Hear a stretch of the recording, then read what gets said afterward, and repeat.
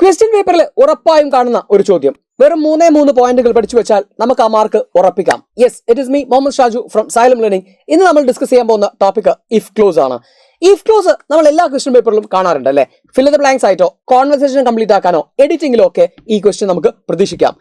എങ്ങനെയാണ് നമ്മൾ ഈ ഒരു ക്വസ്റ്റ്യൻ പഠിക്കേണ്ടതെന്ന് നമുക്ക് ആദ്യം നോക്കാം. ആദ്യം എന്താണ് ഇഫ് ക്ലോസ് എന്ന് പറഞ്ഞാൽ? ഇഫ് ക്ലോസ് എന്ന് പറഞ്ഞു കഴിഞ്ഞാൽ ഒരു കണ്ടീഷണൽ ക്ലോസ് ആണ്. എന്ന് വെച്ചാൽ ഒരു കണ്ടീഷൻ പറയാൻ വേണ്ടിയിട്ട് ഉപയോഗിക്കുന്ന ഒരു രീതി അല്ലെങ്കിൽ ഒരു പ്രയോഗമാണ് എന്ത് ഇഫ് ക്ലോസ് എന്ന് പറഞ്ഞാൽ. ഫോർ എക്സാമ്പിൾ, ഞാൻ നല്ല മാർക്ക് വാങ്ങണമെങ്കിൽ എനിക്ക് ഇന്നത് വാങ്ങിത്തരണം എന്നൊക്കെ നമ്മൾ പറയില്ലേ, അതിനുപയോഗിക്കുന്ന ഒരു പ്രയോഗമാണെന്ത് if clause. If you come tomorrow I will give you the sweets എന്ന് പറയുന്ന പോലെ. ഓക്കെ, അപ്പൊ ഇവിടെ എന്തൊക്കെയാണ് ശ്രദ്ധിക്കേണ്ടത്? ആദ്യം തന്നെ ഈ സെന്റൻസിലെ 2 ഭാഗങ്ങളാക്കി നമുക്ക് തിരിക്കാം. ഓക്കെ, ഇത് ജസ്റ്റ് ഞാൻ പറയുമ്പോൾ നിങ്ങൾക്ക് മനസ്സിലാവാൻ വേണ്ടിയിട്ട് മാത്രമാണ്, അതല്ലാതെ അതിനപ്പുറത്തേക്കൊന്നുമില്ല. പരീക്ഷയ്ക്ക് ഈ ഒരു പേരൊന്നും ചോദിക്കൂല. എന്താന്ന് വെച്ചാല് if you try hard you will win എന്ന് പറയുന്ന ഈ ഒരു സെന്റൻസ് നോക്കാം. ഇതിനെ 2 ഭാഗങ്ങളാക്കി ഞാൻ തിരിക്കുകയാണ്. ഏതൊക്കെയാ? ആദ്യത്തെ ഭാഗത്തെ ഇഫ് ക്ലോസ് എന്നും ചുവന്ന മഷി കൊണ്ട് അടയാളപ്പെടുത്തിയ ഇഫ് വരുന്ന ഭാഗത്തെ ഞാൻ എന്തെന്ന് വിളിക്കുന്നു? യെസ്, ഇഫ് ക്ലോസ് എന്ന് വിളിക്കുന്നു. ക്ലിയർ അല്ലേ? ഇനി നീല മഷി കൊണ്ട് എഴുതിയിട്ടുള്ള രണ്ടാമത്തെ ഭാഗത്തെ അല്ലെങ്കിൽ പൂർണ്ണമായി നിൽക്കാൻ സാധിക്കുന്ന ഭാഗത്തെ യു വിൽ വിൻ എന്ന് പറഞ്ഞാൽ കഴിഞ്ഞു അത് അല്ലെ. അതിനകത്ത് ഇനി വേറെ ചോദ്യങ്ങളൊന്നുമില്ല. ഇഫ് യു ട്രൈ ഹാർഡ് എന്ന് പറഞ്ഞാൽ നിങ്ങൾ ശ്രമിക്കുകയാണെങ്കിൽ എന്ന് പറഞ്ഞാൽ കഴിഞ്ഞില്ല, അതിലെന്തോ ഒന്ന് ബാക്കിയുണ്ട് അല്ലെ. ആ ഭാഗത്തെയാണ് നമ്മൾ ഇഫ് ക്ലോസ് എന്ന് പറയുന്നത്. എന്നാൽ ഒരുമിച്ച് ഒറ്റയ്ക്ക് നിൽക്കാൻ സാധിക്കുന്ന ഈ ഭാഗത്തെ നമ്മൾ വിളിക്കുന്ന പേരാണ് എന്താ? മെയിൻ ക്ലോസ് എന്നാണ് വിളിക്കുക. ഓക്കെ, അത് ക്ലിയർ ആവാത്തവരുണ്ടെങ്കിൽ പേടിക്കൊന്നും വേണ്ട, നമുക്കത് പരീക്ഷിക്കുന്ന ആവശ്യമില്ല. ജസ്റ്റ് ഒരു പേരുണ്ടെന്ന് പറഞ്ഞു വെക്കാൻ വേണ്ടിയിട്ടാണ്. നെക്സ്റ്റ് ക്വസ്റ്റ്യൻ നോക്കൂ. ഇഫ് യു റൺ ഫാസ്റ്റ് എന്ന് പറയുന്ന ഭാഗത്തെ എന്തായിരിക്കും നമ്മൾ വിളിക്കുക?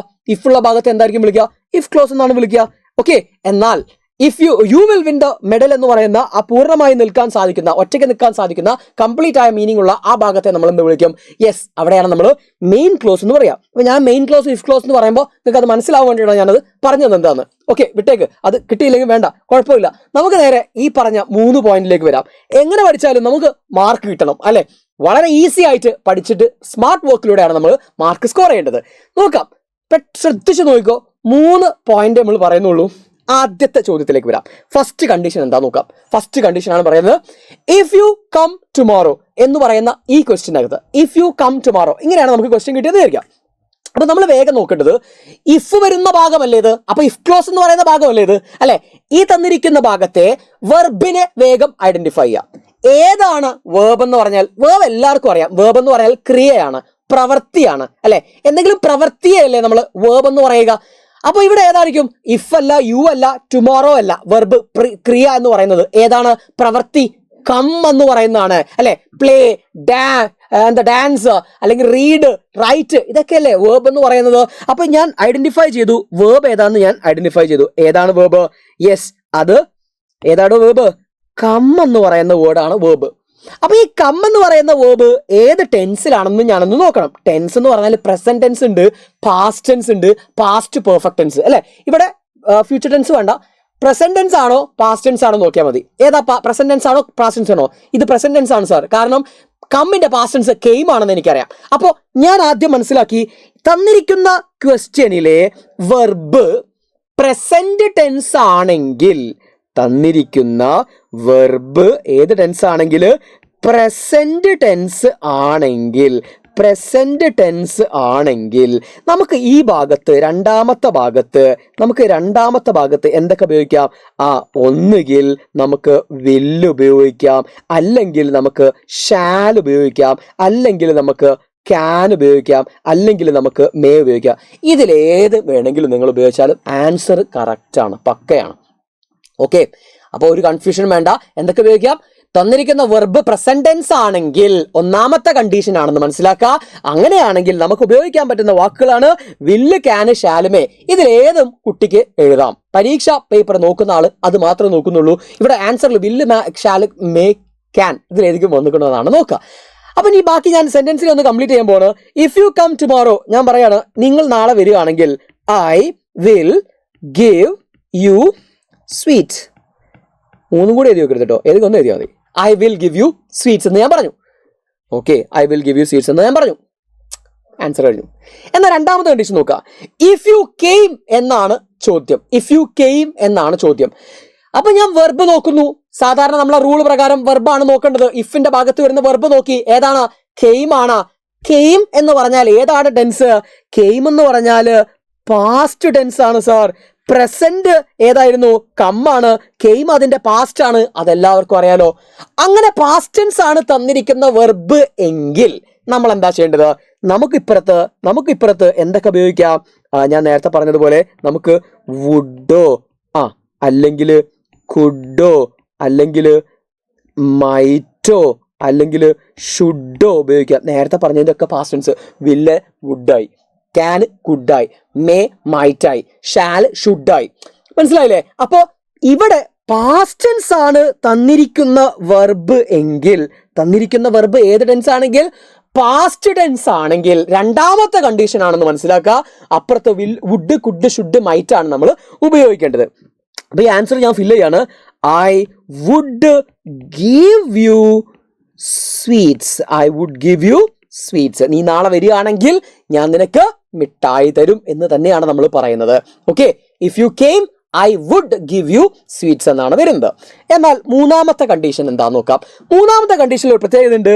തന്നിരിക്കുന്ന സെന്റൻസിൽ ഇഫ് ക്ലോസിൽ വെർബിന്റെ മുൻപിലായിട്ട് ഒരു ഹാഡ് ഉണ്ടെങ്കിൽ, വെർബിന്റെ മുൻപിൽ ഒരു ഹാഡ് ഉണ്ടെങ്കിൽ, ഇതാണ് വെർബ് കം അല്ലെ, അതിന്റെ മുമ്പിൽ എന്തുണ്ട്? ഹാഡ് ഉണ്ട്. അപ്പൊ മനസ്സിലാക്കുക ഇത് പാസ്റ്റ് പെർഫെക്റ്റ് ടെൻസ് ആണെന്ന് മനസ്സിലാക്കുക. ഏത് ടെൻസ് ആണ്?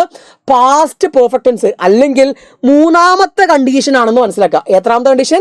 മൂന്നാമത്തെ കണ്ടീഷൻ. ഹാഡ് വന്നാൽ മൂന്നാമത്തെ കണ്ടീഷൻ ആണ്, ഹാഡ് വെർബിന്റെ മുമ്പിൽ. ഓക്കെ, ഇനി ശ്രദ്ധിക്കുക. അപ്പൊ നമ്മുടെ ആൻസറിൽ എന്തൊക്കെയാ വരിക?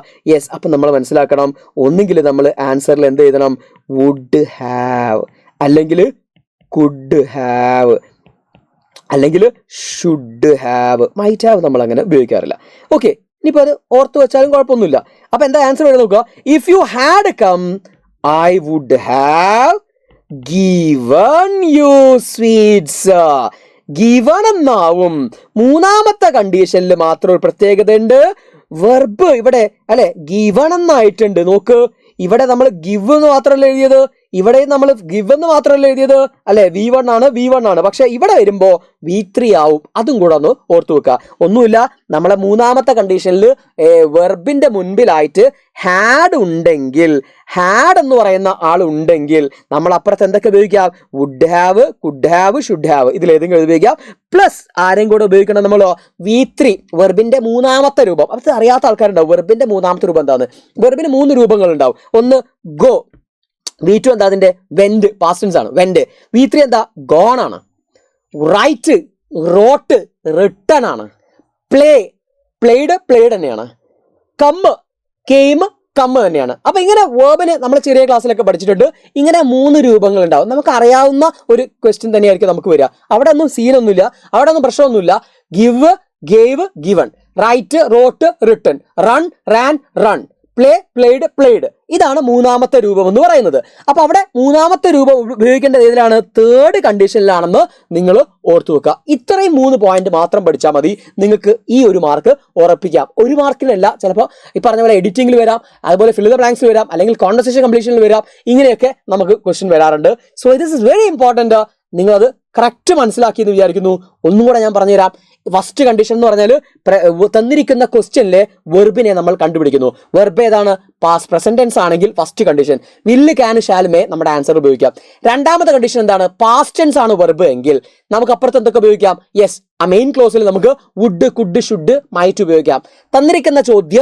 തന്നിരിക്കുന്ന ചോദ്യത്തിൽ had verb, had plus verb ഉണ്ടെങ്കിൽ അത് എങ്ങനെ പറയാൻ കാരണം എന്ന് ചിലപ്പോൾ ഹാഡ് മാത്രമേ ഉണ്ടാവുള്ളൂ. അപ്പൊ അത് വെർബായിട്ടാവുന്നത് കൺഫ്യൂഷൻ ആവണ്ട, അത് നമുക്ക് വേറെ വീഡിയോ പറയാം. ഓക്കെ, തന്നിരിക്കുന്ന ചോദ്യത്തിൽ ഇതാ ഇവിടെ നോക്ക്, വെർബിന്റെ മുൻപിലായിട്ട് ഒരു ഹാഡ് ഉണ്ടെങ്കിൽ നമുക്ക് അവിടെ എന്തൊക്കെ ഉപയോഗിക്കാം? Would have, could have, should have, plus ആരും കൂടെ ചേർക്കണം വെർബിന്റെ മൂന്നാമത്തെ രൂപമായിട്ടുള്ള V3. അത് ഓട്ടോമാറ്റിക്കലി നമുക്ക് വരും. ഷുഡ് ഹാവ് കം, അല്ലെങ്കിൽ ഷുഡ് ഹാവ് ഗിവ് എന്ന് പറയില്ല, ഷുഡ് ഹാവ് ഗിവൺ തന്നെ നമ്മൾ പറയുള്ളൂ, ഷുഡ് ഹാവ് റിട്ടൺ എന്നേ നമ്മൾ പറയുള്ളൂ. അപ്പൊ ഇത്രയേ ഉള്ളൂ, സംഭവം സെറ്റാണെന്ന് വിചാരിക്കുന്നു. 1-2 ചോദ്യങ്ങൾ നമുക്ക് എന്ത് ചെയ്യാം, ഒന്ന് നോക്കാം. If you study well, first question ആണ്. ഇഫ് യു സ്റ്റഡി വെൽ, എന്തായിരിക്കും answer? If you study well എന്ന് പറയുന്നത് ഇവിടെ നമ്മൾ എന്താ നോക്കേണ്ടത്? ഇത്രയും പറയുന്ന ഭാഗമാണ് നമ്മുടെ ഇഫ് ക്ലോസ്. ഇതിൽ ഏതാണ് വെർബ്? സ്റ്റഡി എന്ന് പറയുന്നതാണ് സർ വെർബ്. സ്റ്റഡീന്റെ പാസ്റ്റ് ടെൻസ് എന്താണ്? സ്റ്റഡീഡ് ആണ്. അപ്പൊ ഇവിടെ നമ്മൾ എന്താണ് ഉപയോഗിക്കേണ്ടത്? വില്ല്, ക്യാൻ, ഷാലുമേ ഏതാണ് ഇവിടെ ഉപയോഗിക്കുക? യെസ്, നമ്മൾ ഉപയോഗിക്കുന്നത് പ്രസന്റ് ടെൻസ് ആണ്. ഫസ്റ്റ് കണ്ടീഷൻ ആണെന്ന് എനിക്കറിയാം. ഫസ്റ്റ് കണ്ടീഷൻ ആകുമ്പോൾ യു വിൽ പാസ്, അല്ലെങ്കിൽ യു ക്യാൻ പാസ്, അല്ലെങ്കിൽ യു മേ പാസ്, ഏത് പറഞ്ഞാലും ശരിയാണ് അല്ലെ. സെന്റൻസിന്റെ ഒരു മീനിങ് വെച്ച് നോക്കുമ്പോൾ വിൽ പാസ് പറയുന്നതാണ് ഏറ്റവും നല്ലത് അല്ലെ. നീ ജയിച്ചിരിക്കും എന്ന് പറയാം. നെക്സ്റ്റ്, ഇഫ് യു സ്റ്റഡീഡ് എന്ന് പറയുമ്പോൾ അത് എന്താണ് അതിലെ കണ്ടീഷൻ? സെക്കൻഡ് കണ്ടീഷൻ ആണ്. എങ്ങനെ മനസ്സിലായി? സ്റ്റഡീഡ് എന്ന് പറയുന്നത് പാസ്റ്റ് ടെൻസ് ആണ്, തന്നിരിക്കുന്ന വെർബ് പാസ്റ്റ് ടെൻസ് ആണ്. അപ്പൊ ഞാൻ എന്താ എഴുതേണ്ടത്? യെസ്, ഒന്നുകിൽ വുഡ് ഉപയോഗിക്കാം, അല്ലെങ്കിൽ കുഡ് ഉപയോഗിക്കാം, അല്ലെങ്കിൽ നമ്മൾ പറഞ്ഞില്ലേ സെക്കൻഡ് കണ്ടീഷൻ എന്താ? വുഡ്, കുഡ്, മൈറ്റ്, ഷുഡ് അല്ലെ. ഇതിലേതെങ്കിലും നമുക്ക് ഉപയോഗിക്കാം. അപ്പൊ ഞാനിവിടെ വുഡ് ഉപയോഗിച്ചു. അപ്പൊ മൂന്നാമത്തെ കണ്ടീഷൻ ശരിയായി. നാലാമത്തെ കണ്ടീഷൻ നോക്കുക. ഇഫ് യു ഹാഡ് സ്റ്റഡീഡ് എന്ന് പറയുമ്പോൾ സ്റ്റഡീഡ് എന്ന് പറയുന്ന വെർബിന്റെ മുൻപിലായിട്ട് ഹാഡ് വന്നിട്ടുണ്ട്. അപ്പൊ എനിക്ക് മനസ്സിലായി ഇത് മൂന്നാമത്തെ കണ്ടീഷൻ ആണെന്ന് എനിക്ക് മനസ്സിലായി. മൂന്നാമത്തെ ചോദ്യത്തിന് ആൻസർ എന്തായിരിക്കും? If you had studied you നമ്മൾ എന്താ പറയാ? You would have passed. അവർ ഓൾറെഡി തന്നിട്ടുണ്ട്. യു വുഡ് ഹാവ് പാസ്ഡ് അല്ലെ. പാസ്റ്റ് എന്ന് പറയുന്നത് V3 ആണ്. അപ്പോൾ ഇത്രയേ ഉള്ളൂ മക്കളെ. ഇഫ് ക്ലോസ് നിങ്ങൾക്ക് കൃത്യമായി മനസ്സിലായെന്ന് വിചാരിക്കുന്നു. സോ ഈ ഒരു ക്വസ്റ്റ്യന്റെ ആൻസർ ക്ലിയർ ആയിട്ടുണ്ടെങ്കിൽ ഈ ഒരു ക്വസ്റ്റ്യന്റെ ആൻസർ നിങ്ങൾ താഴെ കമന്റ് ബോക്സിൽ രേഖപ്പെടുത്തുക. If you went there you dash options ഉണ്ട്. Could see it, can see it, could have seen it. ഏതാണ് ആൻസർ എന്നുള്ളത് താഴെ കമന്റ് ബോക്സിലേക്ക് വരിക. This is Muhammad Shaju signing off from Xylem learning. ഇതുപോലുള്ള ഇൻഫോർമേറ്റീവ് വീഡിയോസ് ആയിട്ട് നിങ്ങൾക്ക് ക്ലാസ്സുകൾ വരാം. അപ്പോൾ ഏതൊക്കെ ക്ലാസ്സുകളാണ് നിങ്ങൾക്ക് വേണ്ടത്, അല്ലെങ്കിൽ ഏതൊക്കെ ഗ്രാമർ സൈഡാണ് നിങ്ങൾക്ക് വേണ്ടത്, ചാപ്റ്ററിൽ ഏതൊക്കെയാണ് വേണ്ടത്, സമ്മറൈസ് ചെയ്തിട്ട് അല്ലെങ്കിൽ പോയറ്റിക് ഡിവൈസ് ആണോ, എന്താണോ നിങ്ങൾക്ക് വേണ്ടത്, അതും താഴെ കമന്റ് ബോക്സിൽ ചെയ്താൽ അടുത്ത ക്ലാസ്സിൽ ഞാൻ അതുമായിട്ട് വരുന്നതായിരിക്കും. Thank you.